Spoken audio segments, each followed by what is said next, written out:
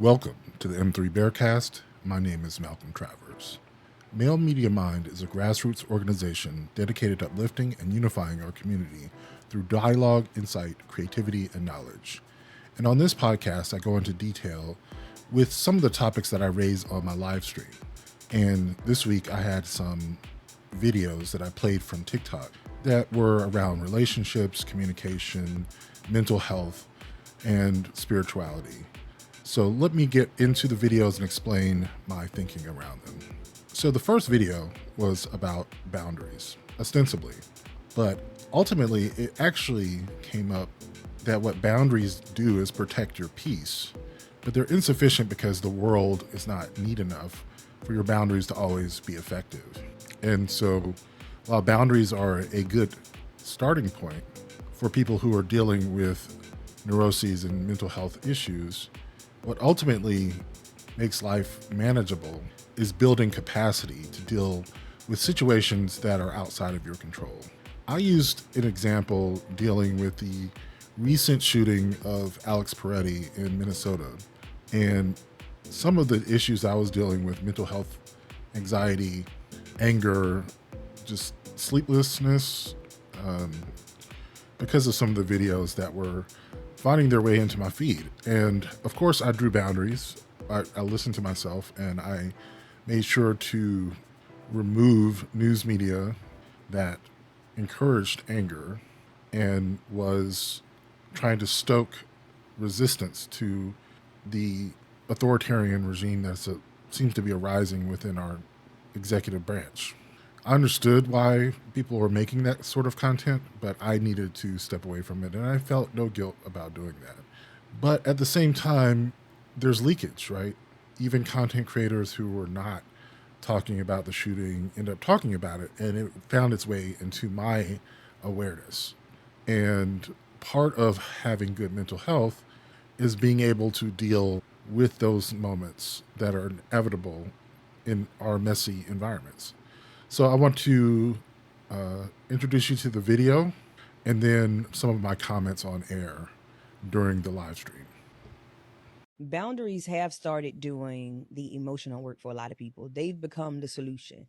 And in a lot of ways, we're rewarding that. If you say you set a boundary, people assume that you're taking care of your mental health. And I would disagree because it doesn't always mean that. But what often goes unnoticed is this: the boundary isn't just protecting you, it's holding everything together. Meaning, in order for you to be okay, the distance has to stay. Without it, the discomfort comes back, the emotion comes back, the reaction comes back, and that tells me something important. And it should tell you something important, that the boundary isn't coming from a place of self-trust all the time. It's coming from the fact that you don't yet know how to stay with what you feel long enough to truly understand it. And at some point, that's the work that you're meant to learn how to do yourself. Okay, so this is what I was getting at when I heard this video, and something that I have been thinking about for a while is this idea of both resilience and anti-fragility.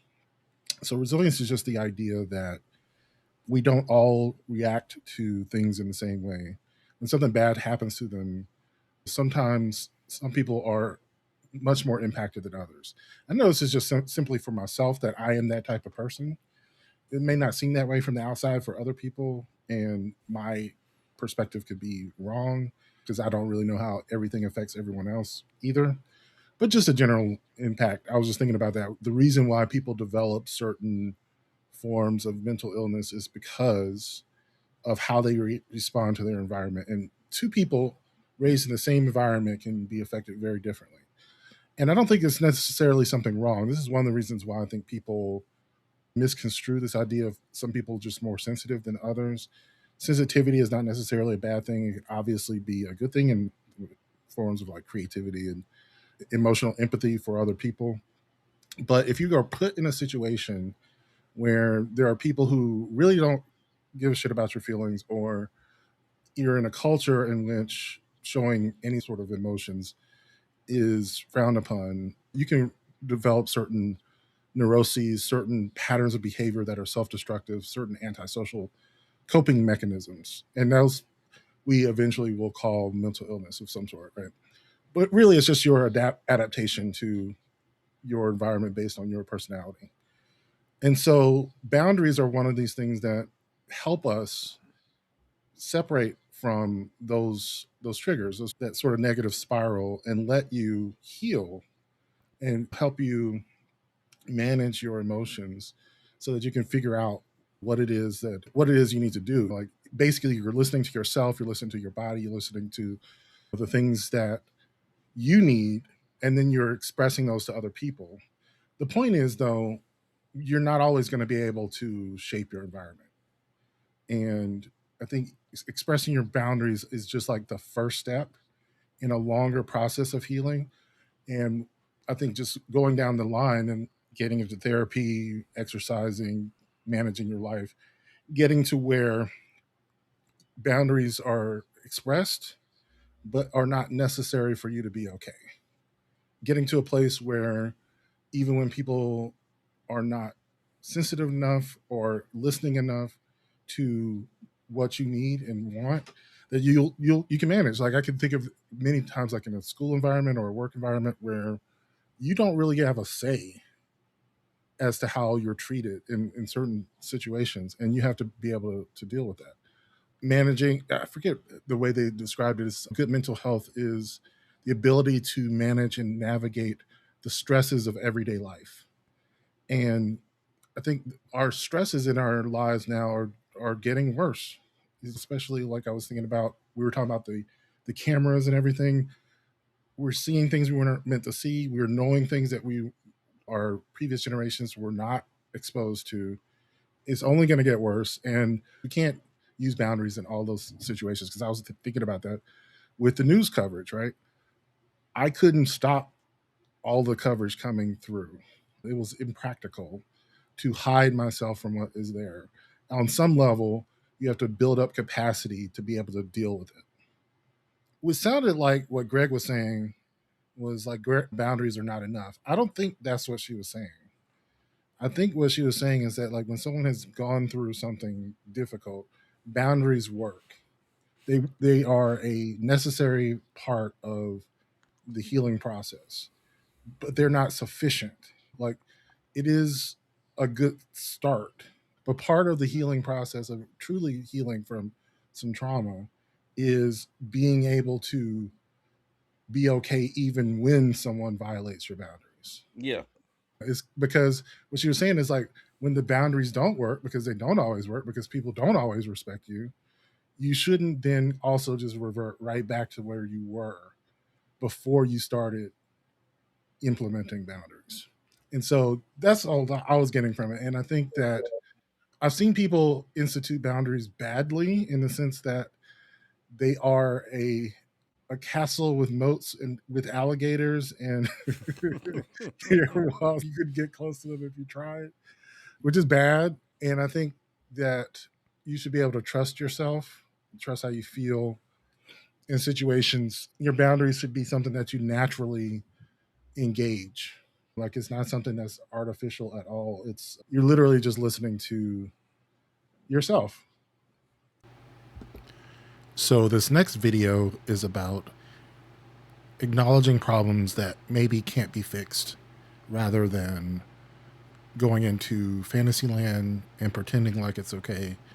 There was one subject that was brought up on a previous live stream where a guy just posted that black men need to go to the doctor, and he was coming out of his checkup. And the comment section was a hellscape of black men talking about how going to the doctor was a scam, that you just need to work out, and a lot of homophobic shit was thrown his way. And I didn't really speak up during that live stream because there was 6 people on the panel, but I was thinking it's not going to resolve itself by the people not going to the doctor just dying, because we live within a larger context. That's something that was brought up in the conversation. Was it the Darwin Awards and survival of the fittest? But it's not survival of the fittest individuals, it's the survival of the fittest community, the fittest organism, or the survival of the fittest species, right? The fact that there's a large group of people who don't believe in modern medicine is something that we all pay for. And likewise, we could say the same about religion and magical thinking. It's something that I'm come to realize that you cannot directly address with people, but at the same time, I cannot sit by and say that it's not causing a problem. I just know that I'm not going to add to the problem by antagonizing those people who aren't ready to let go of their comforting delusions. So we had a little conversation about that.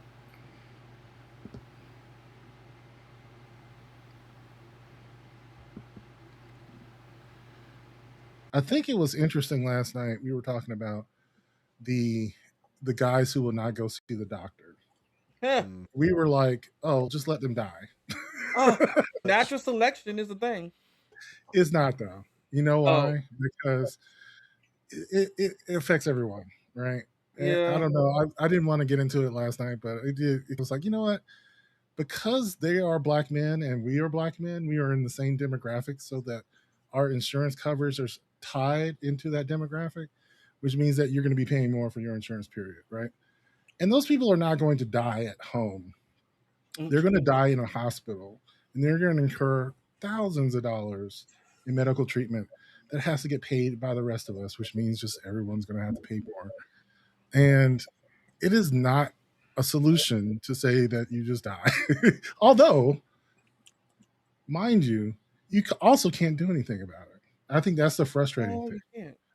You can't get those people to go to the doctor. They're never going to go. But it's also our problem. And this is another one. Magical thinking is a problem that you can't solve.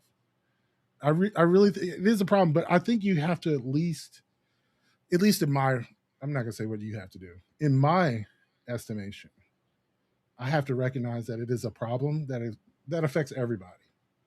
And there's probably nothing I can do about it. I'm going to play it real quick. It makes no sense that faith is a moral virtue. For what reason would God value believing the correct, unbelievable story over things like character? What we do know is that anytime a religion values faith as a moral virtue, it becomes a way to prime the brain towards conspiracy thinking. So here's a post that said, Christians, what's a conspiracy theory that you 100% believe? So here's some examples. The firmament is real. The government knows this and they all lie. Anxiety and depression are demons. 90,000 people liked that. I see this one all the time. 8 blood types, 8 people on the ark. We can't leave the earth. We can't leave the firmament. Waking up in the middle of the night is God urging you to pray for what's to come. That's 72,000. Most of Hollywood and political people are demons. The devil knows that he will lose. He's just too prideful. Dragons and unicorns actually existed. Jesus is coming back in our lifetime. If the devil isn't on your trail, it's because he already has you. Again, this idea that mental illness is just spiritual battles. This is an interesting one. Greek mythology is real. It's the offspring between fallen angels and mortals. 2,000 people liked that, like real human people. The Epstein files are never going to be released because they make deals with demons. And so if it did get released, everyone would know that God is real. The government knows Jesus is real. Oh, this is an interesting one. You can inherit demons that have attached to your family line. This is why I'm so harsh on magical thinking. It's because on the surface level, people will be like, these are just my beliefs. You have to accept them. You have to respect them. They don't cause any harm. When really, when we look closer and the encouragement of this kind of magical thinking, conspiracy thinking, it actually has a large scale, real world effect on society. And this is why, even though I talk about nihilism and existential crisis and deconstruction and the meaning crisis, and there's tons of problems, there's problems with secularism, I'm still willing to take on those problems because essentially I see that we have two choices here. We can either coddle ourselves with our faith and our stories and our conspiracy beliefs, and why even make the world a better place because Jesus is coming in our lifetime? Why even have mental health be a thing if it's just demons? Or if we can let go of this security blanket and let go of this idea that faith is a virtue, then we can actually have the clarity of mind to say, here are the problems. What are modern solutions that we have that can make life worth experiencing for the most amount of people? And I feel like only one of those actually makes the world a better place, which is actually seeing the problem and dealing with it like it's a problem versus, oh, this is not a problem, this because Jesus is coming. Or this is not a problem because this is actually a spiritual battle, not a worldly thing that we could try to change. So I think my major problem with it is that you cannot do that work for anybody else. This is all a personal thing, like what you believe. Because when you attack someone for their beliefs, you're not just attacking ideas that they may might feel silly for having to let go of, you're attacking the people who taught them those beliefs. You're attacking their family, their parents, their grandparents, their siblings, whoever, the connections that have deeper meaning for them, even if they know these things are ridiculous. I'll give you an example for me. I was in a relationship with somebody who was religious, and I was playing Yu-Gi-Oh, or one of those card games. And he was very concerned that I might actually release some demons by summoning a card. So yeah, I see like there are pentagrams and things on it. Oh, I know it's laughable, but he was truly concerned for my safety. See, Yeah, and I'm just like, okay, and I had to sit there, and I was like, I didn't understand at the time. I was just like, I get it, like on a metaphorical level, like what these things mean, and the colors of the summoning circles and the pentagrams of power and blah blah blah. But you're telling me that you think that they're actual people, like flesh and blood people, not people in a book, but flesh and blood people who have lived, maybe even people who live right now, who can open up a book and read from that book and summon a creature of some sort from yes, another dimension. people believe it. Okay, we are not the same. Exactly. Because I I know you are don't. right. We are not the same. We're not the same. And but it was a revelation for me. I was like, oh, okay. 'Cause Now I you didn't know. think people really believe that. Yeah, man. Yeah, I grew up Pentecostal, bro. Oh man, let me tell you some shit. I don't even feel like getting into it. Let me just say this now, because I am a Catholic. So both things, I can believe the story of the magical baby and the Virgin Mary. And I can also know that you have to have coils to get pregnant. You know what I'm saying?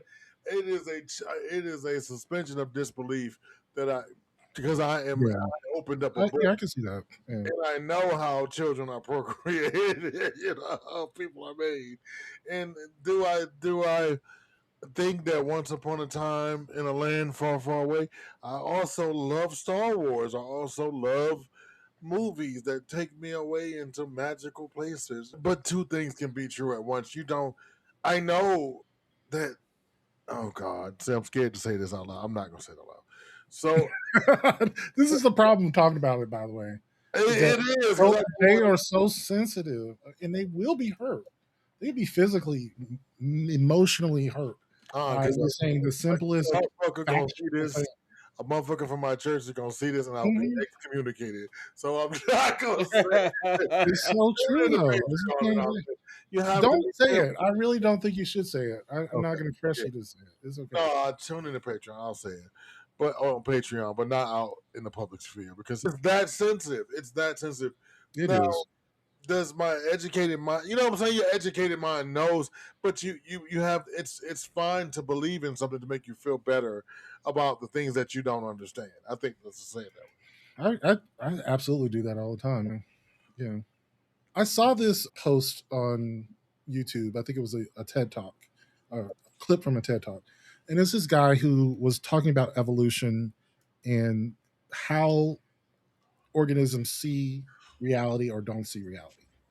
And they were running these models of organisms that see things exactly the way they are versus seeing things that are more adapted for survival. And it became clear pretty early that organisms like us that evolved through natural selection have evolved to see things that are adaptive, not true. And so, whatever we see out in the world, colors, sound, all these things are actually just constructed to best suit our adaptive survival needs. None of it is actually based in reality. So let's say right now you're looking at a computer screen, right? Colors, icons, you see a mouse, you see all the things on the screen.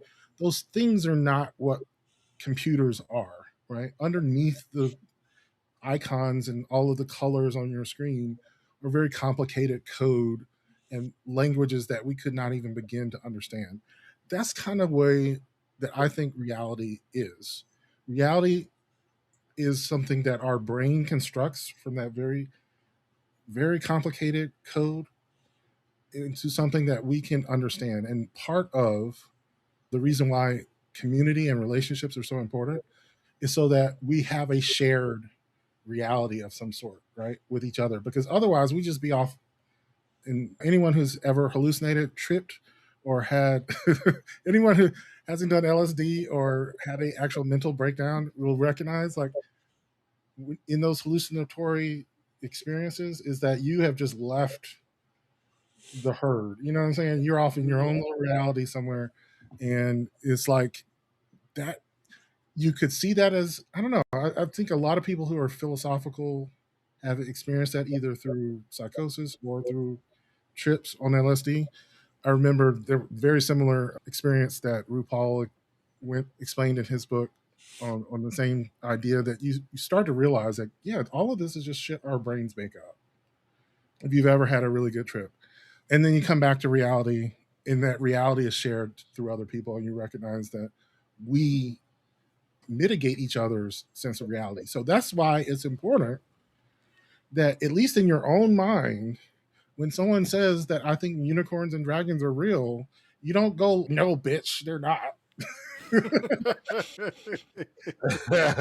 don't go, no, bitch, unicorns and dragons are not real. Just slap the dragons out your fucking hand. What you do is you say, poor baby. And then you have to be careful about other people's belief system. You do. You have to be like okay with it, but you also don't need to question your own fucking beliefs. Crazy shit. That is true. The firmament and the bullshit. I did not even know that the main reason people thought that they faked the moon landing is because you can't fucking leave the Earth. That's what they're talking about, the firmament. Yeah. You don't think you can leave the Don't Earth. think you can leave the Earth. They don't think you can leave the Earth. They don't, and they probably think the motherfucker is square. But I mean, they do. They them motherfuckers. So if you go to the edge of California, you're gonna fall off into the. People believe that till this day. Yeah, they do. They do. This comes back when you have people in charge like that are MAGA. They believe they're the most. This all started with eating babies in the back of pizza parlors. Was that it? Yeah, no, I think they said that Hillary Clinton used to wear the skin of babies on her face to keep her skin young. Yeah. Yeah, that was she would skin a baby and wear their skin on her face. Yeah. Yeah. Where So they didn't have any hobbies. they didn't have nothing else to do or say or make up. You know, it gets like people talk about the Illuminati and Beyonce like it's real. Like they really do think there's a fucking Illuminati. They do. Beyonce's music. Somebody online just said today, "Oh my gosh, they kicked Nicki Minaj out of the Illuminati. This is why everything is happening to her." No, it's happening to her because she's a fucking idiot. Not because of the Illuminati. Wow. People listen. Hey, no, I tell you. But it's just old people and black colloquialisms. You can't talk when there's thunder and lightning.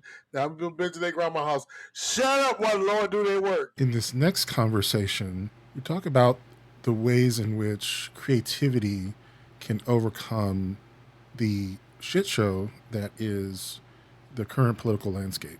I listened to this video and it gave me hope in the sense that oftentimes we come up with our most innovative ideas when we were faced with challenges.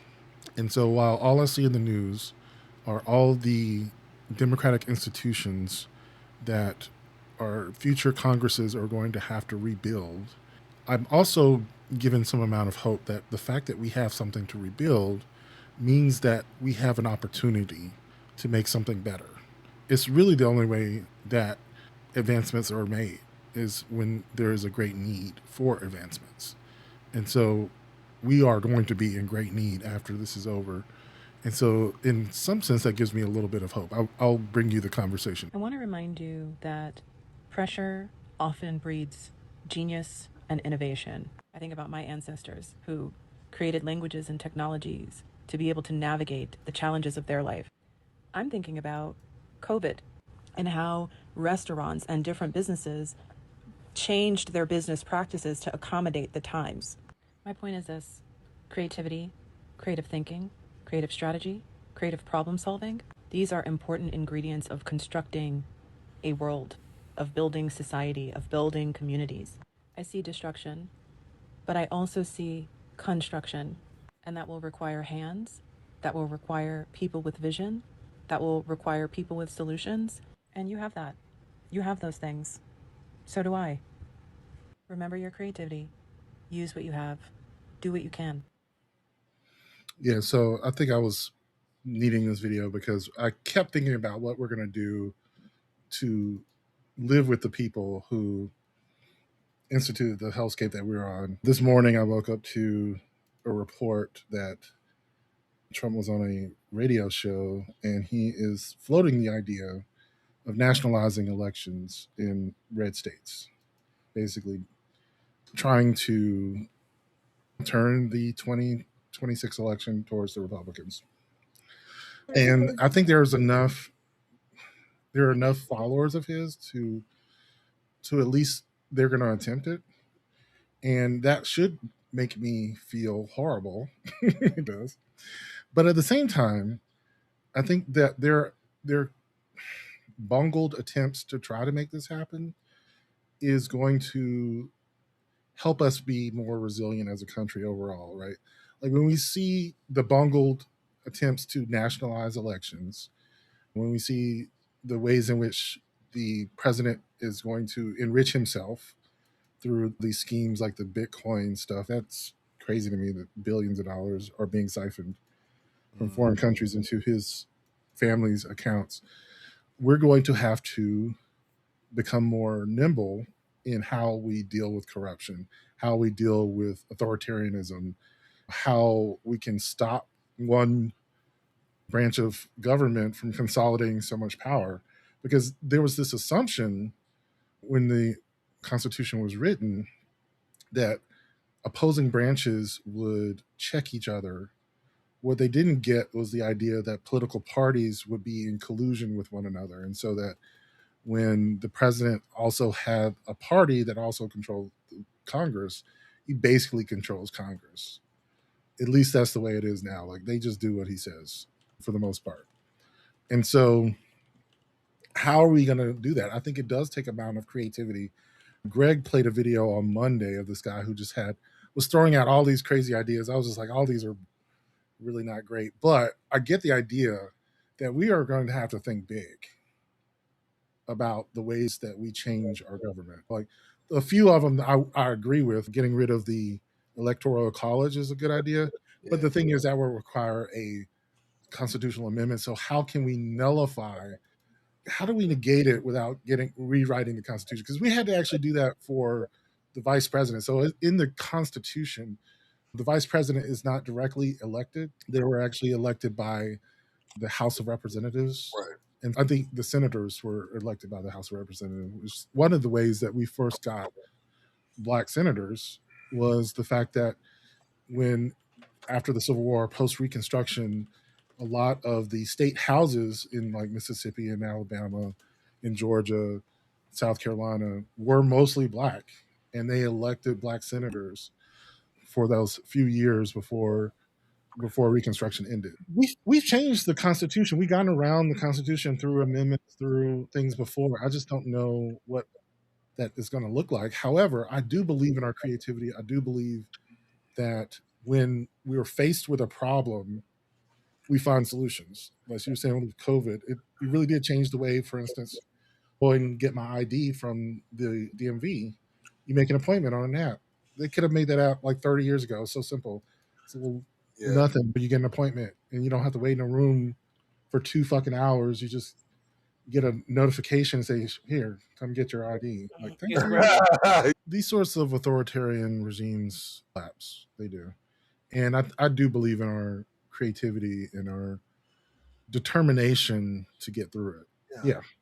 It sucks, but it'll be okay. I think, and not only that, I think we actually grow through difficult times like this. I'm going to tell you that I went to the barbershop the other day, got my hair did. Okay. But one of the barbers was talking about his love for poopy pants. Oh, no. Yeah. So the owner cuts my hair. And he went over to him and was like, "You're out of here with that." Wow. It's not, he made the white man in his chair was so uncomfortable. Yeah. Because this nigga, clearly he wasn't a Trump supporter.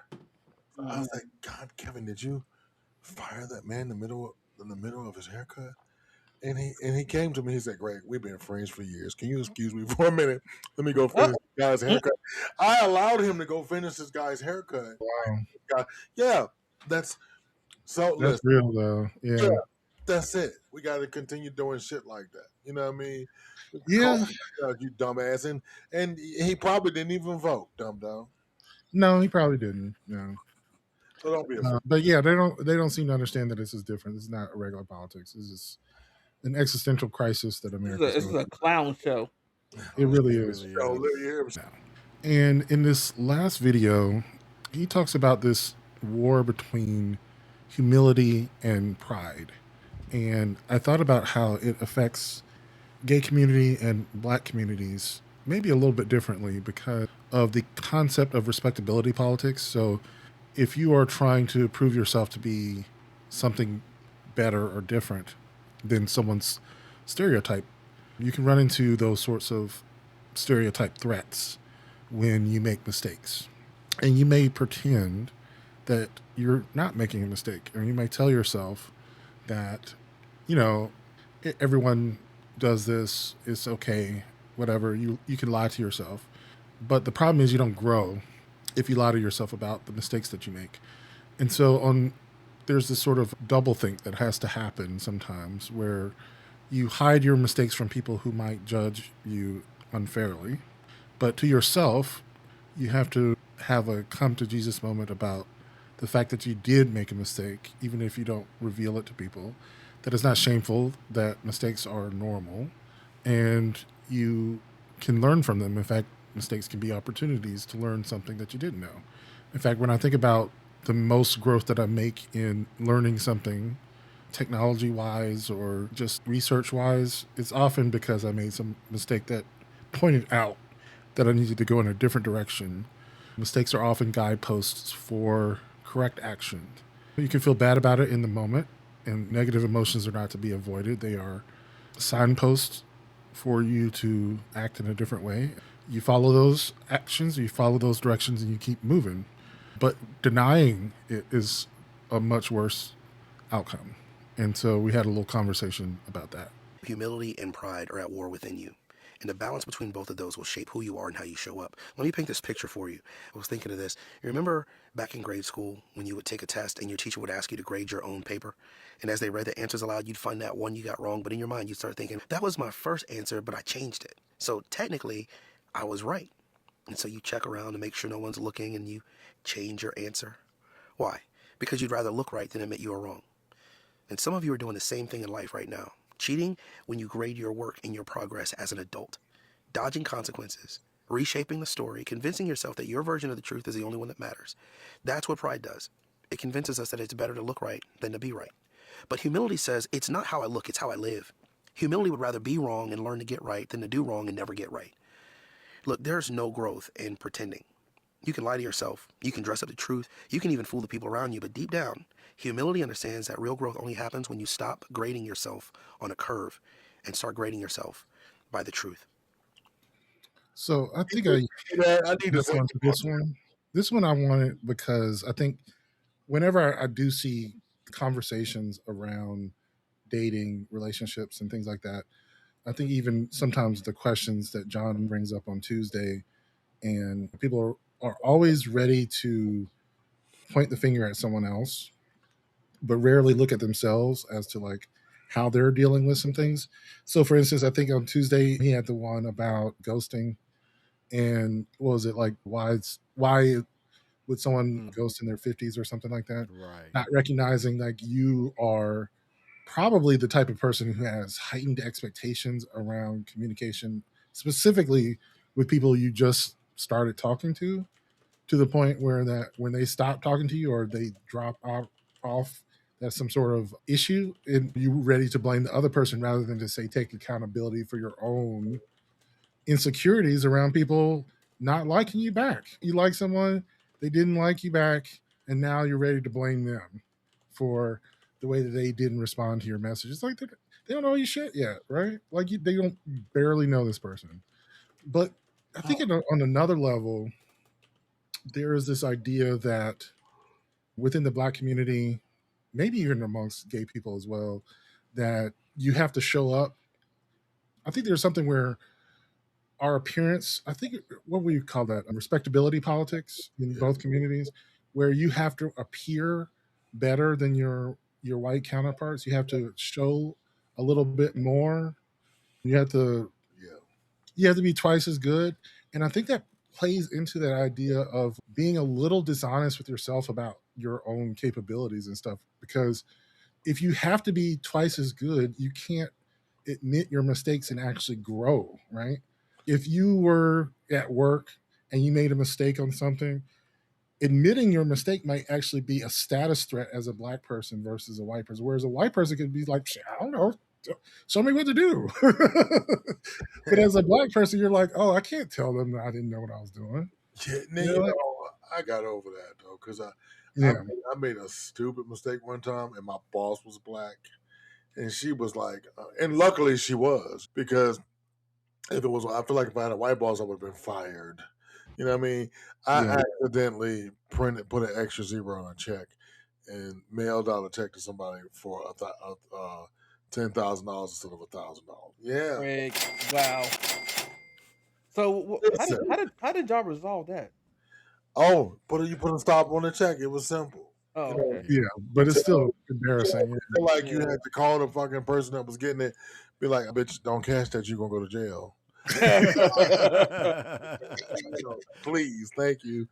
So my boss did it for me, and she called me into the room and she says, "Look, mistakes are natural. That is even a natural mistake. You just hit a zero." She was like, "I get it." She's like, "We do it a few times a day. We're a big ass bank. Whoop de woo.